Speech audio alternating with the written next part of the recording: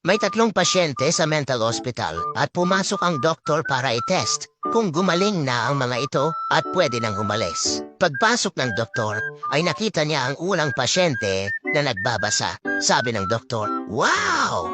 Nagbabasa ng libro, nakafocus at hindi makulit. Mukhang magaling na to at pwede na i-release." Agad nilista ng doktor ang unang pasyente sa mga pwede nang umalis. Naglakad ulit ang doktor at nakita niyang tahimik naman na nagsusulat ang pangalawang pasyente. Sabi ng doktor, "Wow! Nagsusulat, mukhang nasa tamang pag-iisip na din ito. Pwede na din itong i-release." Pagkalista ng doktor sa pangalan ng pangalawang pasyente, ay nakita niya ang pangatlong pasyente. Nakatayo sa lamesa at nakabuka ang 2 kamay. Tanong ng doktor, "Anong ginagawa mo dyan?" Sagot ng pangatlong pasyente, "Ako ang ilaw! Ako ang ilaw!" Pinababa ito ng doktor at sa isip-isip niya ay hindi pa ito magaling. Pagbaba ng pangatlong pasyente ay nagsalita yung 2 pasyente. "Sino nagpatay ng ilaw?"